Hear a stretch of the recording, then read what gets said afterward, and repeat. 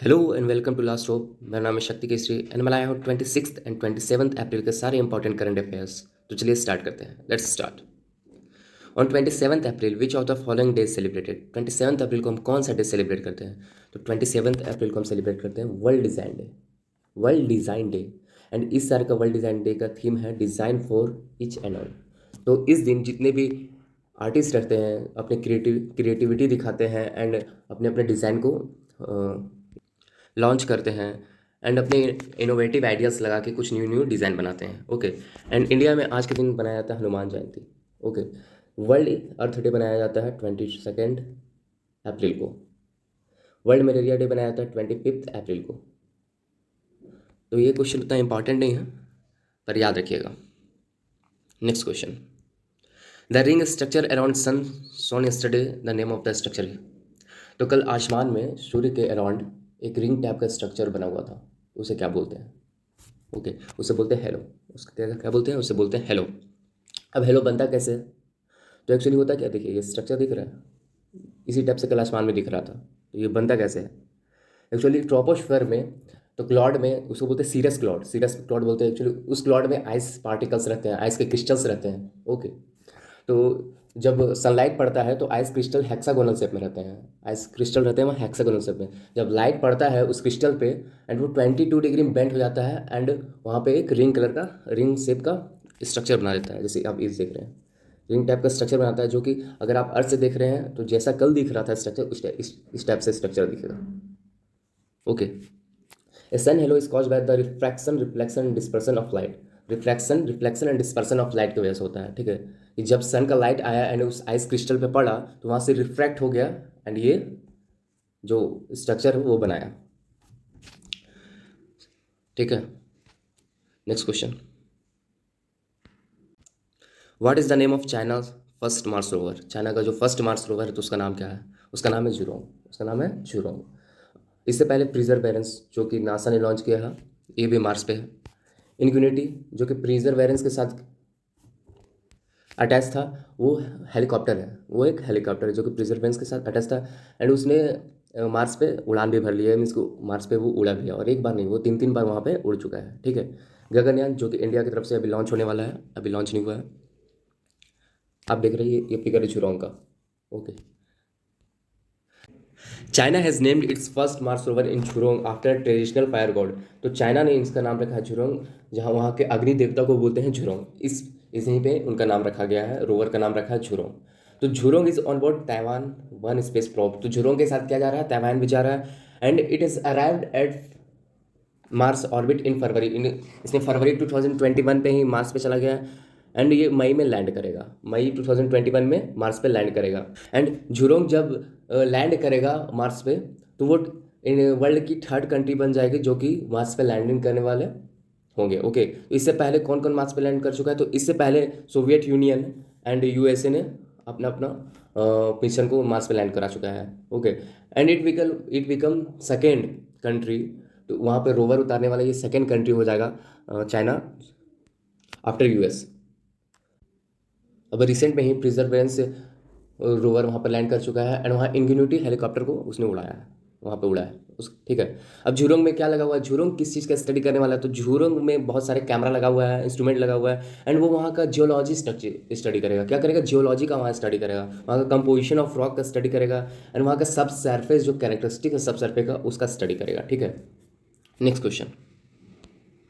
Who is the first woman to win Best Director Oscar? Who is the first Asian woman? Sorry, Asian woman first to win Best Director Oscar. तो first Asian women कौन है जिनको director के लिए Oscar award मिला है? तो उसका नाम है किलो झाओ। क्या नाम है? Kilo Zhao. ये देखिए, ये है किलो झाओ। मूवी का नाम याद रखिएगा, नोमैड लैंड। ओके। नेक्स्ट हम देखेंगे ऑस्कर का लिस्ट कि जो जो आपके एग्जामिनेशन के पॉइंट ऑफ व्यू से इंपॉर्टेंट है। ओके। तो बेस्ट पिक्चर का अवार्ड मिला नोमैड लैंड को, याद रखिएगा। बेस्ट एक्टर को अवार्ड मिला है एंथनी हॉपकिंस को, जो कि द फादर मूवी है के एक्टर है। बेस्ट एक्ट्रेस का अवार्ड मिला है फ्रांसिस मैकडॉर्मेंट को। ओके। तो यहाँ से एक क्वेश्चन बनता है कि फ्रांसिस मैकडॉर्मेंट को इस बार फोर्थ ऑस्कर अवार्ड मिल रहा है। कितना बार इनको फोर्थ ऑस्कर अवार्ड इस बार मिल रहा है? इससे पहले ये 3 ऑस्कर अवार्ड और भी ले चुकी है। ठीक है। किलो झाओ जो एशियन की फर्स्ट वुमेन है जिनको बेस्ट डायरेक्टर का अवार्ड मिला है। अब बेस्ट एनिमेटेड फीचर को अवार्ड मिला सूल को। ओके, अब बेस्ट डॉक्यूमेंट्री फीचर को किसको अवार्ड मिला है? माय ऑक्टोपस टीचर को। माय ऑक्टोपस टीचर को बेस्ट डॉक्यूमेंट्री फीचर का अवार्ड मिला है। ठीक है, तो इस बार ऑस्कर का कितना संस्करण चल रहा था? इस बार ऑस्कर का 93rd संस्करण चल रहा था, सीजन चल रहा था। ठीक है, अब यहाँ से क्वेश्चन बनता है कि फर्स्ट इंडियन वेमेन कौन है जिनको ऑस्कर मिला है? फर्स्ट इंडियन वेमेन कौन है जिनको ऑस्कर मिला है? तो मैं बताता हूँ, फर्स्ट इंडियन वेमेन है भानु अथिया। भानु अथिया जिनको ऑस्कर अवार्ड मिल चुका है, वो मिला है बेस्ट कॉस्ट्यूम डिज़ाइन कैटेगरी के अंडर, जो कि मूवी थी गांधी मूवी। ओके, एंड ये आया था कब? 1983 में इनको अवार्ड मिला था। 1983 में इनको अवार्ड मिला था। ओके, अब ये जो ऑस्कर अवार्ड हुआ वो कौन सा दिन हुआ था, मतलब कौन सा डेट को हुआ था? ये ऑस्कर अवार्ड हुआ 25 अप्रैल को। कब हुआ? 25 अप्रैल को।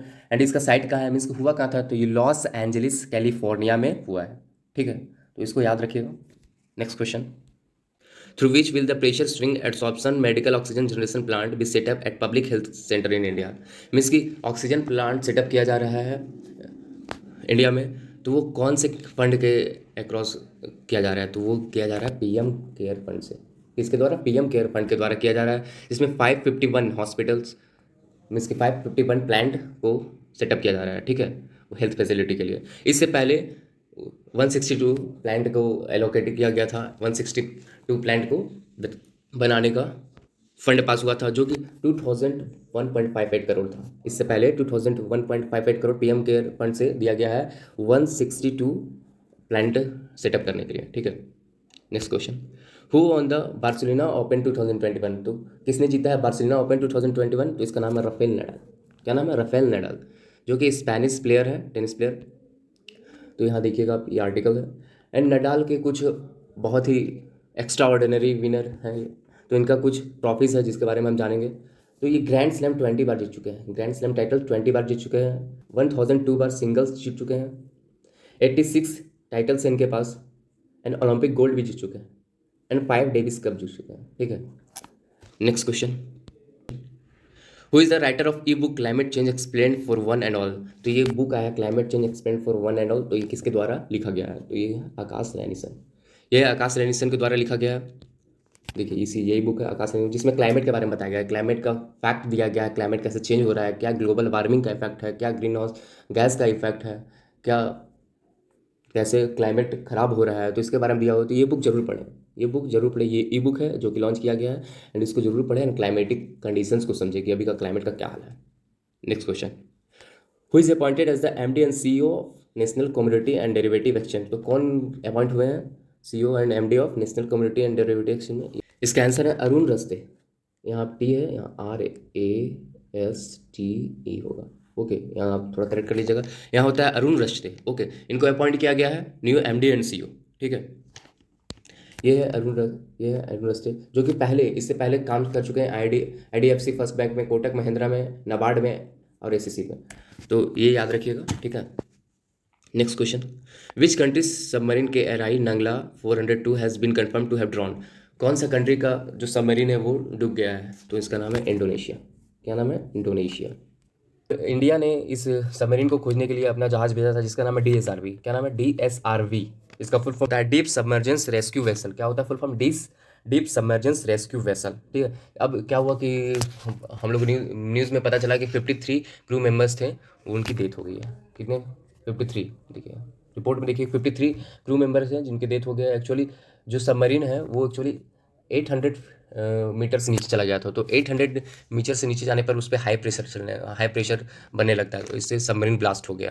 ठीक है, तो सबमरीन का मलबा मिला है बाली के किनारे। एक्चुअली इंडोनेशिया के बगल में बाली एक प्लेस है जहाँ से इनका मलबा मिला है। ठीक है, next question, recently the smallest black hole has been discovered, what are the name given by scientist? तो एक न्यू ब्लैक होल डिस्कवर हुआ है, उसका नाम क्या है? उसका नाम है द यूनिकॉर्न। क्या नाम है? The unicorn. ये ब्लैक होल है द यूनिकॉर्न, एंड इसके कैरेक्टरिस्टिक है कि ये सबसे स्मॉलेस्ट ब्लैक होल है, अभी तक का सबसे स्मॉलेस्ट ब्लैक होल है। ठीक है, स्मॉलेस्ट ब्लैक होल है, एंड ये सबसे क्लोजेस्ट भी है, इसकी अर्थ के सबसे क्लोज है, अर्थ के सबसे क्लोज में है, नज़दीक में है। जितने भी ब्लैक होल अभी तक डिस्कवर हुए हैं उससे सबसे नज़दीक है ये अर्थ में, closest black hole to the earth. ठीक है, एंड ये कितना डिस्टेंस है अर्थ से? इसका डिस्टेंस है 1500 लाइट ईयर। कितना डिस्टेंस है? 1500 लाइट ईयर। ठीक है। एंड यूनिकॉर्न का मास कितना है? और हमारे अर्थ के 3 गुना, हमारे अर्थ का 3 गुना इसका वेट है।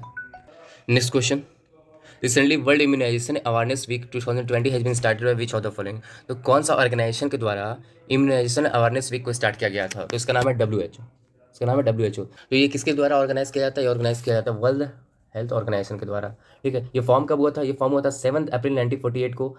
एंड इसका हेडक्वार्टर कहाँ है? इसका हेडक्वार्टर है जिनेवा, स्विट्जरलैंड। इसका हेडक्वार्टर है जिनेवा, स्विट्जरलैंड में। ठीक है। इसका पेरेंट ऑर्गेनाइजेशन कौन है? United national economic and social council. ठीक है।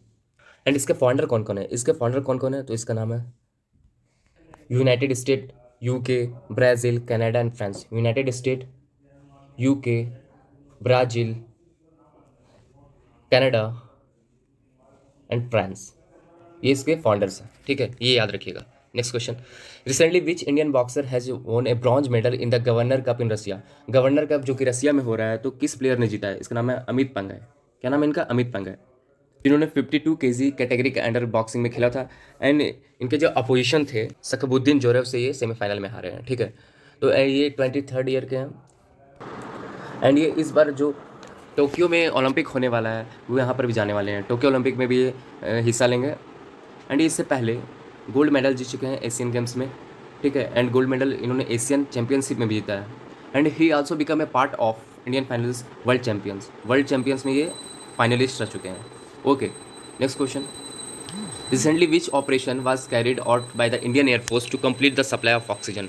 तो कौन सा ऑपरेशन चलाया गया है इंडियन एयरफोर्स के द्वारा ऑक्सीजन सपोर्ट के लिए? तो ये चलाया गया है ऑपरेशन ऑक्सीजन। ऑक्सीजन ऑपरेशन चलाया गया है। इसने सिंगापुर से इसने ऑक्सीजन लेकर आया था इंडिया। ओके। इसका विमान का नाम है C-17। इंडियन एयरफोर्स C-17 विमान का नाम है, जो कि सिंगापुर गया था एंड वहाँ से ऑक्सीजन अपलोड करके इंडिया फिर से लेकर आया था।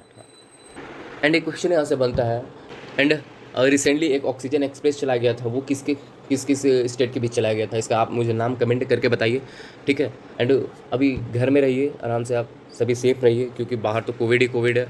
तो घर में रहिए, सेफ रहिए। Have a nice day. Thank you.